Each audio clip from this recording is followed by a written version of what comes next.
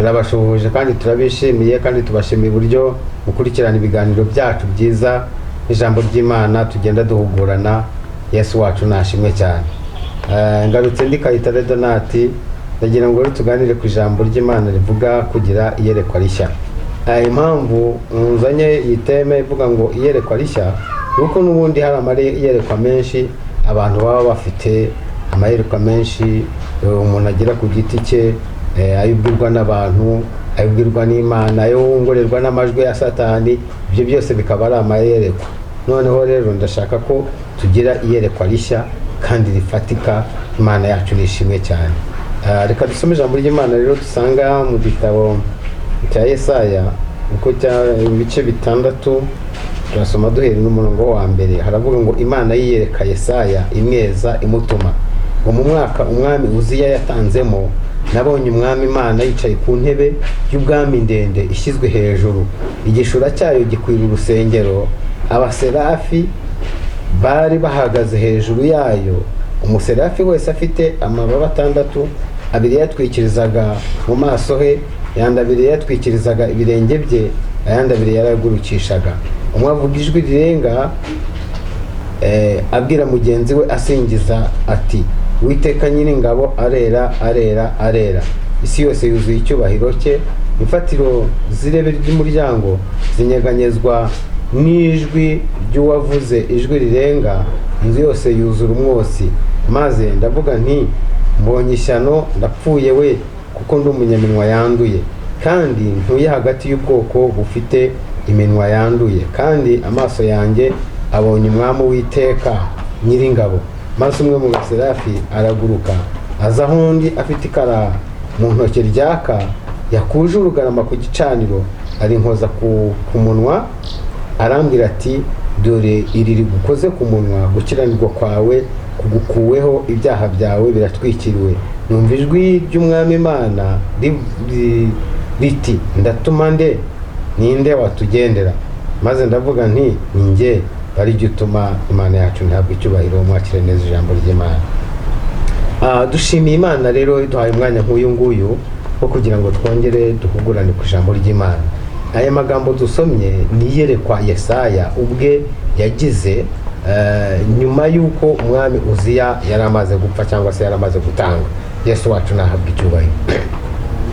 Bibiliya itubwira neza yuko Yesaya uyu mugabo yari wo mu muryango wo kwa Uziya. Noneho Imana yajya gukoresha Yesaya, ariko ikamukoresha nk'umuntu uvuka mu muryango w'umunyacyubahiro cyangwa se umuntu ukomoka mu bantu bakomeye nko mu muryango w'abami. Rero bishatse kuvuga ko ku ngoma ya Uziya Yesaya yajyaga akorera Imana nta kintu atinya, yigendera uko yishakiye, kandi nanone gukorera Imana kwe akagirana ibiganiro n'umwami, akagirana ibiganiro n'abasanzwe bab'ibwami, akagirana ibiganiro n'abatumwaho. Ariko yaje kugenda abwiriza ubutumwa, ariko mu kubwiriza ubutumwa bwe usoma ijambo ry'Imana usanga mu kuva mu gice cya mbere kuzamura kugeza mu gice cya 5 Yesaya yarameze nk'umuntu ufite inenge. Nubwo Imana yamukoreshaga, nubwo Imana yavuganaga nawe, nubwo Imana yamutumaga, ndetse n'ibyo abatumwe cyangwa se ahanuye bikandikwa, ariko yarameze nk'umuntu ufite inenge cyangwa se ufite ikibazo. Imana yacu nishimwe cyane. Haleluya. Yesaya igihe kimwe rero kigeze ngo Uziya arapfa. Uziya amaze gupfa, urumva ubuzima bwa Yesaya burahinduka. Nimba Yesaya yarahanuraga akitahira ubwami, akibwirira ku byo kurya by'ubwami, akaraba amazi ashyushye, akanywa icyayi cyiza gikoza amata, ubu bwari ubuzima nyine bwa Yesaya, ariko n'umuntu uba mu muryango w'abantu bakomeye. Urumva gushaka kugira aho ajya, nta bya bindi by'amatike, nta bya bindi bimugora, mbese ubuzima bwe bwari paradizo. Mu kiganiro gishize nigeze tanga ikiganiro kivuga inzira y'ubuzima, vuga ko hari igihe kigera ukagenda ahantu heza ukumva rwose ibintu byose ni tayari, ariko hari igihe kigera nanone ukagera ahantu hagoye cyane, ahantu hakongoboka, ahantu haruhije. Urumva inzira y'ubuzima rero niko bimeze. Nawe Yesaya muri icyo gihe yari ari ibwami, yakoreraga Imana muri ya bice. Bibiliya itwereka yuko Yesaya rwose yaratengamaye nta kibazo, ari umuntu utuje. Ariko Uziya amaze gupfa ibintu byarahindutse. Imana ishimwe cyane.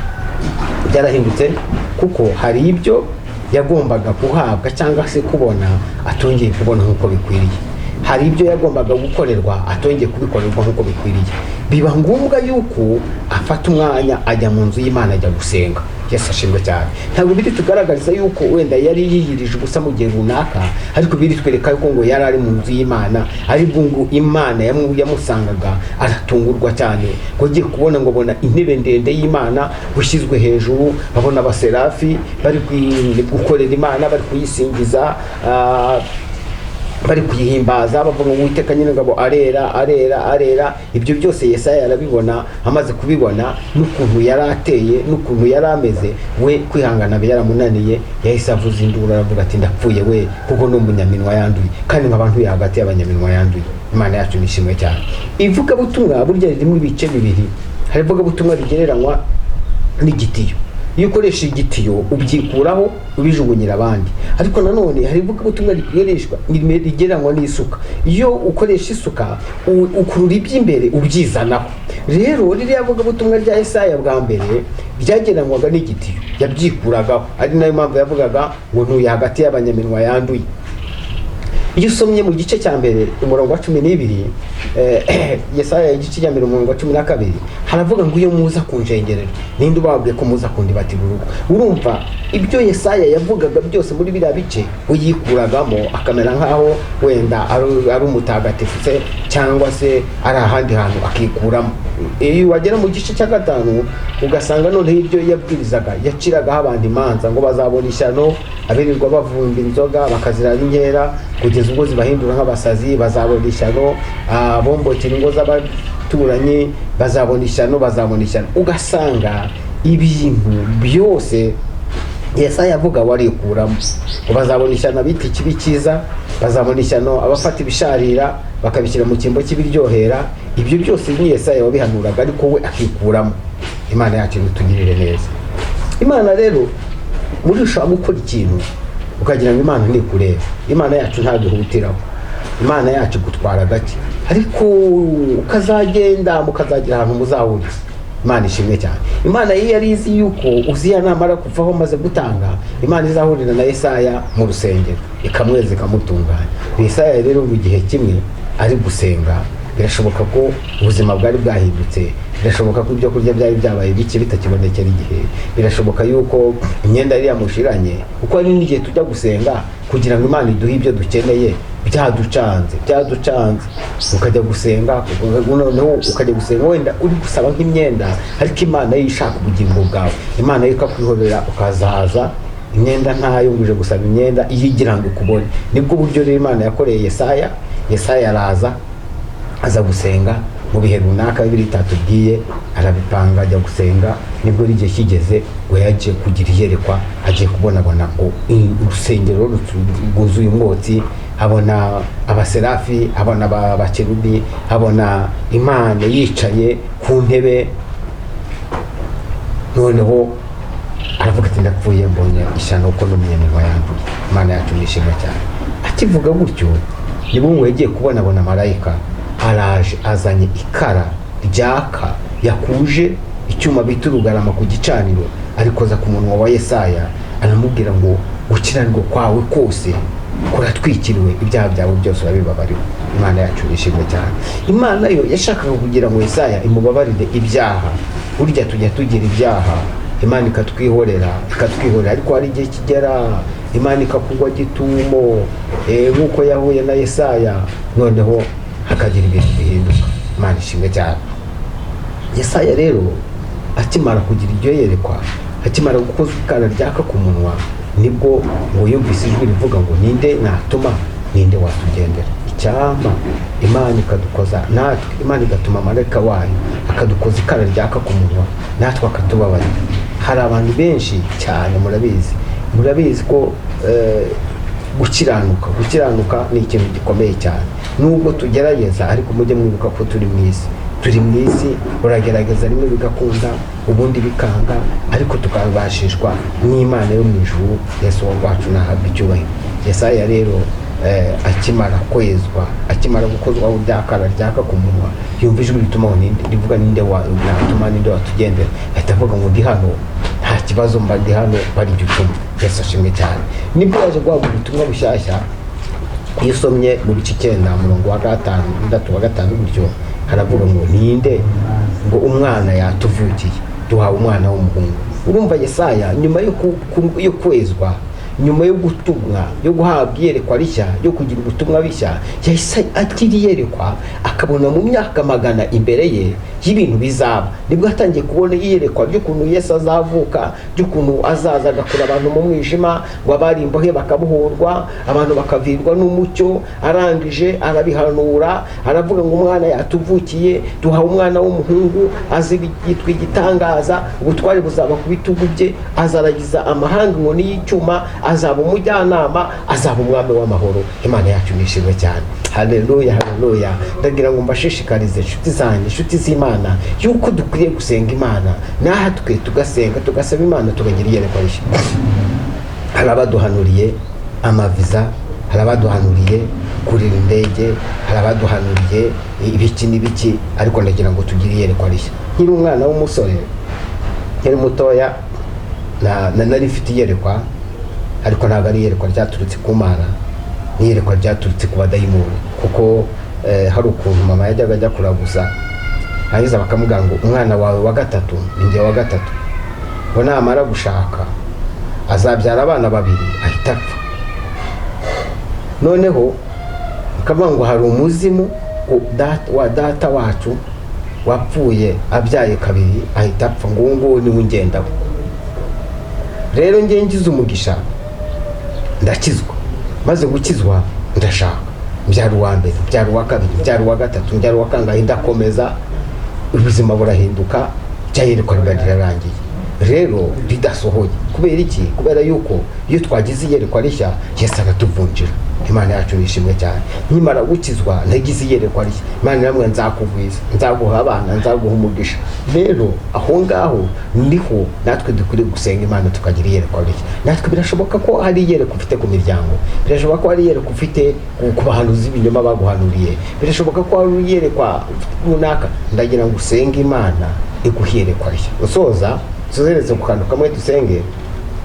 Nigeze njya kubwiriza ubutumwa muri Kibungo, hariya mu karere ka Kayonza. Hageze nicaye imbere, undi mu mama w'umushyitsi wari uhari araza aranyongorera, arambwira ngo Imana irambwiye ngo nkubwire ngo wihanganire, ngo abana bawe bagiye gutaha, ngo kandi mugiye gukorera Imana, ngo nta kintu ushingiye. Ndangije mu by'ukuri nubwo nari nagiye kubwiriza aho hantu, ibyo kurya baduhaye byo kutwakira ni nkaho ntabiriye. Nahise mpagarika umutima, harimo umwana se n'uyu se n'uyu, umutima urambya. Ngeze mu rugo nahise mbwira umudamu ngo tujye gusenga. Duheka umwana twari dufite mutoya, tujya ahantu ku musozi, turara dusenga. Bigejeje nko mu bucyacya mu masaha 9 nibwo ijwi ry'Imana ryatubwiye ngo mwubure amaso murebe. Buri mwana sinabaye amasezerano y'umwana, none se ndi Imana yivuguruza mbaha abana nongere ngaruke kubatwara? Nicyo ngicyo cyandemye agatima. Urumva nari nagize iryo yerekwa ripfuye, ariko Imana yo kabyara ihitime yerekwa rishya. Natwe dusenga Imana iduha amayerekwa rishya. Yesu nashimwe cyane. Utandukanye n'ibihuha wumvise, utandukanye n'ibigambo wabwiwe, utandukane n'ibyo baguhanuriye bivuye, utandukane n'ibyo bakubwiye. Bese usenga Imana iguhiyerekwa rishya. Yesu nashimwe cyane. Dusenga Imana rero duhiyerekwa rishya ku gihugu cyacu, ku buzima bwacu, ku ngo zacu, ku matorero yacu. Nibwo tuzamenya aho duhagaze. Imana ibaho umugisha. Rero reka dusoze, nagira ngo mbabwire ngo nawe haranira kugira iyerekwa rishya, umenye iby'imbere hazaza, umenye imibereho yawe, umenye icyo Imana iguteganirije. Kandi Imana yacu iravuga, yarabyanditse muri Yobu bice 33 ngira ngo umurongo wa 3, ngo Imana yacu ivuga rimwe ndetse kabiri, ngo nubwo abantu batabyitaho, haba mu nzozi, mu mayerekwa, mu ijambo ryayo, Imana yacu iravuga. Yesu nabampera umugisha. Rero ndagira ngo mbabwire ngo mureke dusenga Imana, ariko muharanire kugira iyerekwa rishya, bizatuma mudatsimbarara ku mayerekwa ya kera, ahubwo mugira amayerekwa mashya. Imana ibaho umugisha. Ndagushimiye nyakubaha Imana kubwira ijambo ryiza twumvise ryo kugira iyerekwa rishya. Birashoboka ko hari amayerekwa dufite apfuye, ibyo twabwiwe rimwe na rimwe tukabishidikanyaho, ibindi tukabitekerezaho, ariko ndasenze kugira ngo wongere utugarukeho, ugaruke ku babyeyi, ugaruke ku bakobwa, ugaruke ku basore, ugaruke ku rubyiruko. Mwami Yesu Kristo, abagabo tugarukeho, natwe tubashe kugira iyerekwa rishya, bizatuma tumenya aho duhagaze, bizatuma tumenya uko turi, duhe kugira iyerekwa rishya ku gihugu cyacu, tugire iyerekwa rishya ku buzima bwacu, tugire iyerekwa rishya ku itorero ryacu, tugire iyerekwa rishya ku miryango yacu. Mana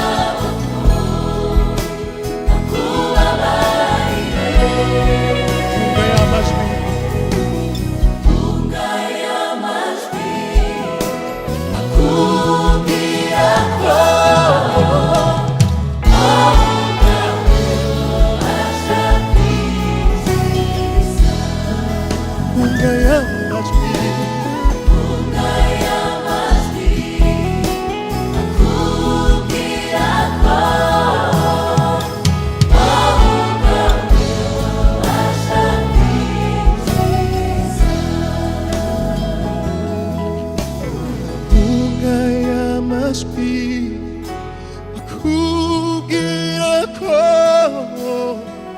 wowe wabasha kwikiza unga y'amajwi akubwira ko wowe wabasha kwikiza unga y'amajwi akubwira